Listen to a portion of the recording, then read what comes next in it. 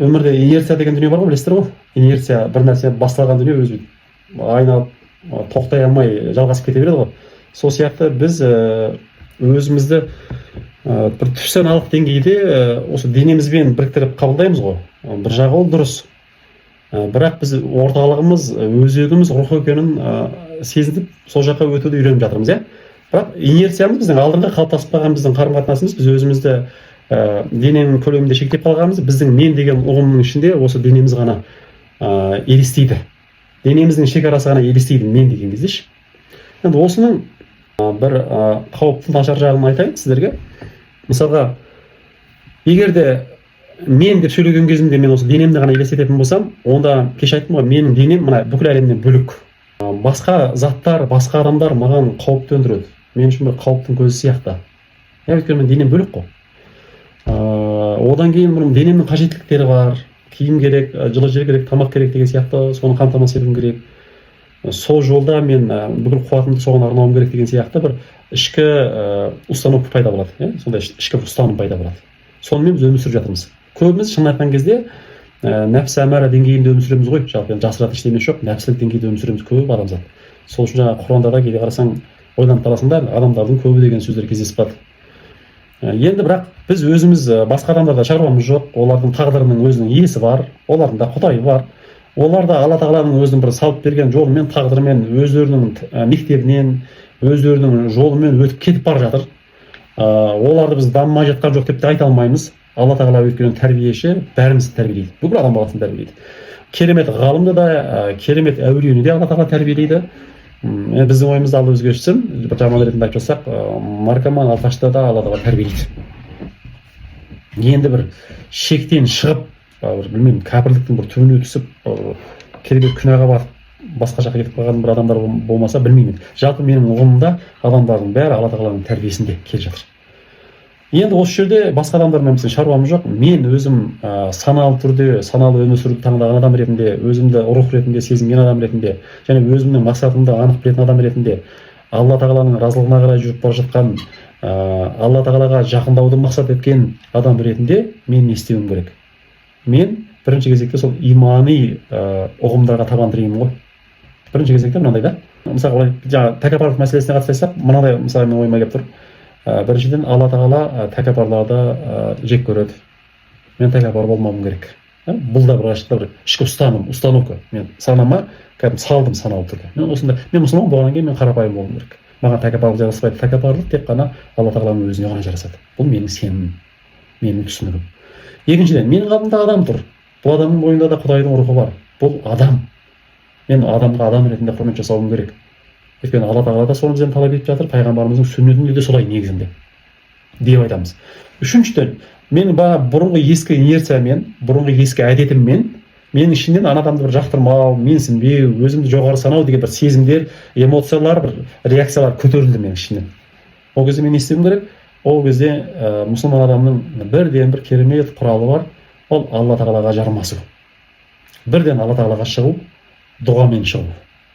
Ішіңнен бойыңда бір процестер жүріп жатыр, бір өзгерістер болып жатыр, ашуланып жатсың, нәпсің көтеріліп жатыр, бірақ бірден ішіңнен Алла Тағаламен байланысқа шығасың. Алла Тағала, өзің сақтай көрші. Алла Тағала, өзің тура жолыңа бастай көр.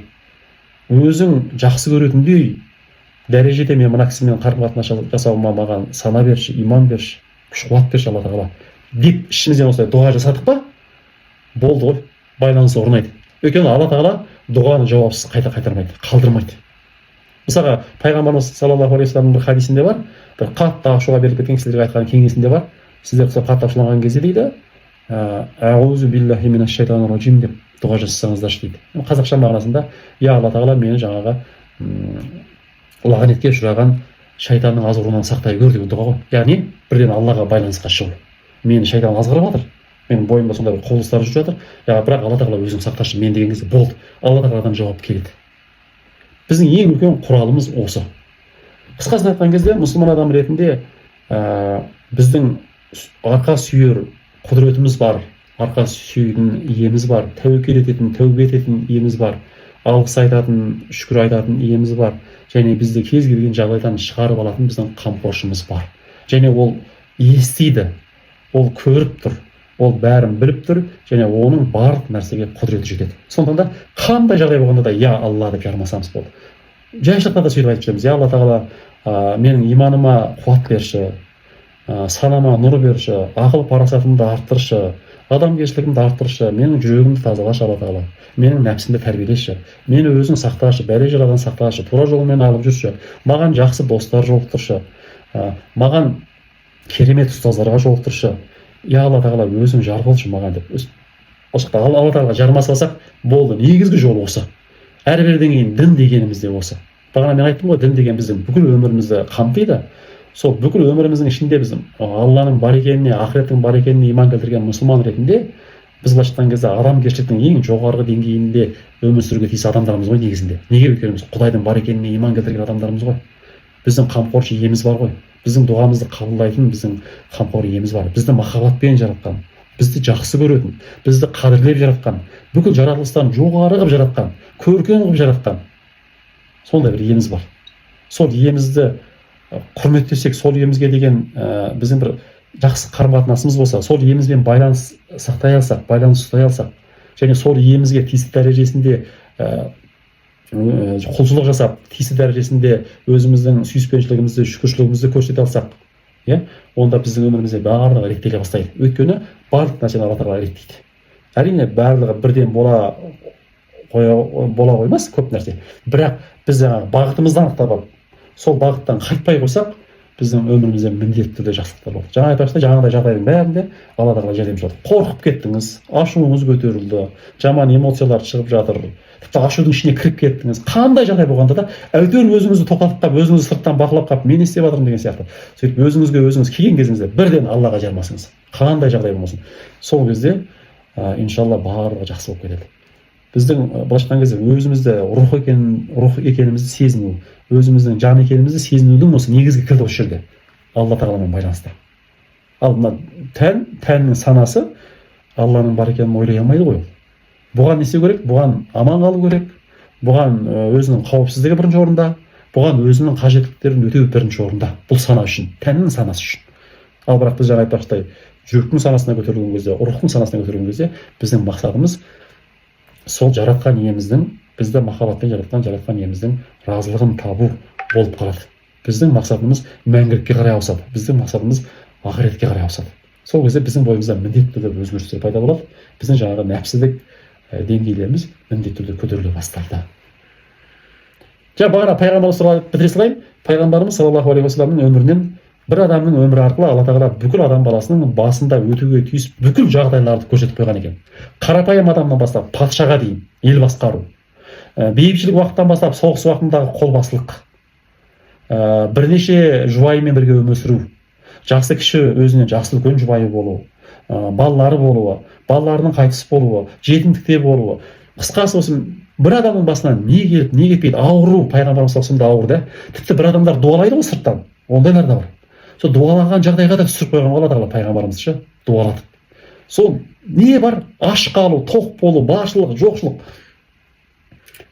Бәрін сол бір адамның басынан өткеріп, Құранда өзі айтқандай, міне сендерге үлгі тұтатын адамдарың, міне сендердің идеалдарың, осы адамның артынан жүрсеңдер, осы менің елшімнің соңынан ілессеңдер, сендер екі дүниеде бақытты боласыңдар деп бізге жол нұсқаған, сол жолмен біз жүруіміз керек екен. Ал енді пайғамбарымыз саллаллаху алейхи вассалам осы нәпсі мәселесіне қатысты айтқан әңгімесін білесіздер.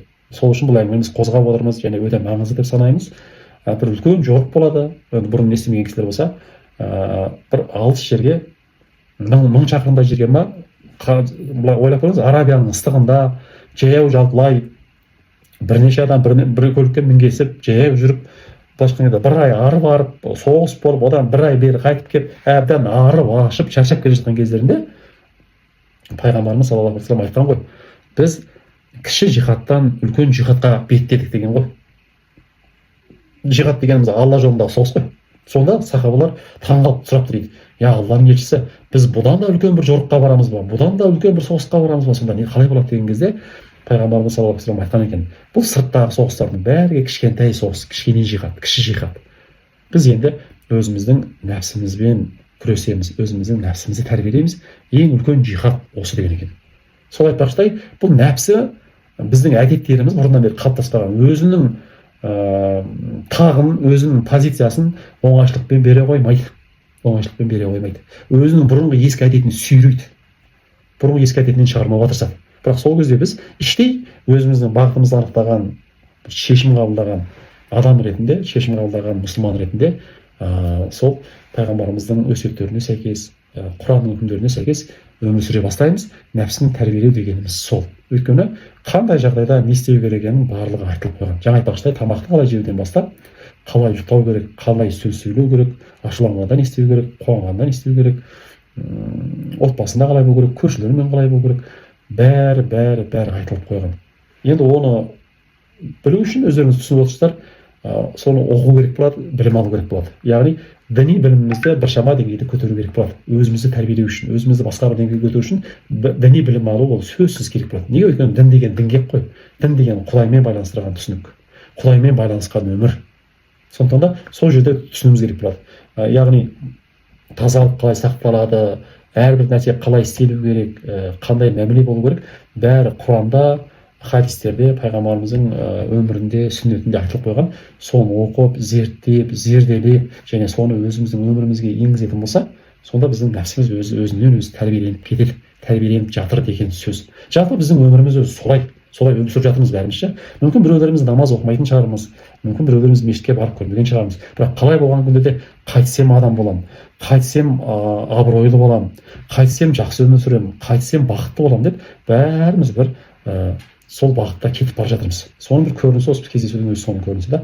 Бірақ оның төте жолы, оның ең негізгі жолы бәріміздің есімізде болсын, осы пайғамбарымыздың жолы шынына келген кезде. Өйткені одан артық жоқ. Ешбір психология, ешбір философия, ешбір медицина, ештеңе пайғамбарымыздан артық асырып ештеңе айтқан емес, және айта алмайды да. Пайғамбарымыз бір қарағанда, сүрден қараған кезде көрінбейді ол нәрселер. Бірақ тереңдеп ішіне кіретін болсақ, сол ғылымның барлығы көрініп тұрады. Сол үлгінің бәрі көрініп тұрады. Нәпсінің жақсы көретін сөзі мен екен ғой, бағана бастап аяқ жағын айтпай кетіппін, мен деген сөз. Шайтанның да жақсы көретін сөзі мен. Бірақ мен деп екі рет айтсаң кім боласың дейді? Мен боласың дейді. Қазақ сөйтіп айтады ғой. Мен деп екі рет айтсаң мен боласың дейді. Бірақ нәпсінің бүкіл сөзі, ұғымы осы менге байланып қалған екен. Бағана айтпақшыдай, мен, менікі, маған, солай да. Бүкіл дүние менікі, иемденіп алған, маған ғана болсын деп өзіне тартып алған, адамдармен бәсекелеседі. Және мен мақтамын деп тәкаппарланады, мақтанады. Мен деген сөз нәпсіге байланған теңізінде. Сол үшін негізінде біз адам ретінде бар ғой, меннен гөрі бізге қарай көтерілуіміз керек қой, біз деген ұғымға көтерілуіміз керек. Мысалы қазір жеке шекара деген айтады ғой психологияда. Солай ғой, жеке шекара деген ұғым бар. Сол жеке шекараны кейбір кісілер әсіресе енді тиіп кетпесін, әйел жолдастар дұрысырақ түсінбей, менің жеке шекарам бар, мен келін болып түскен кезде қызметші болу үшін келген жоқпын. Анау мынау деп қысқасы соңында ажырасу деген қазір масқара көбейіп кетті. Сұмдық көбейіп кетті. Сол негізінен қате түсініктен болып жатыр. Әсіресе жеке шекара деген кезде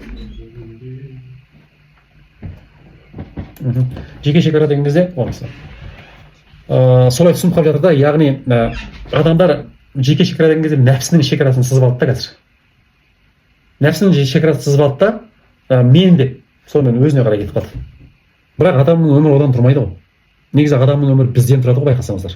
Адам өзіне өзі бір жалғыз өзі келген жоқ қой өмірге. Өмірге келген күннің өзінде де екі адамның қатысуымен үшінші болып келді. Ол жерде біз бар. Жалғыз ғана мен жоқ. Біз бар ол жерде. Одан кейін бауырлары бар, бір отбасының ішінде тәрбие көріп, сол жерде өсті. Ол жерде де жалғыз өзі жүрген жоқ қой. Мен бар ғой, әкесі бар, шешесі бар, бауырлары бар, іні қарындасы, апалары бар. Туысқандары бар оның ар жағында. Руы бар, ұлты бар. Адамның ше. Одан кейін отбасын құрды. Отбасында жалғыз адамнан тұрмайды ғой. Отбасында да әйел мен ер адам қосылған кезде олардың мен деген шекарасы біз деген шекараға ауысып кетті ғой. Рас, әр адамның бір жеке шекаралары болады. Бірақ мен айтып отырғаным жаңағы рухани шекараны біліп алайық та біз.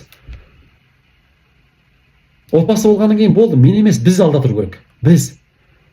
Отбасының абыройы деген болады. Солай ұғым бар ғой, отбасының абыройы деген ұғым болады.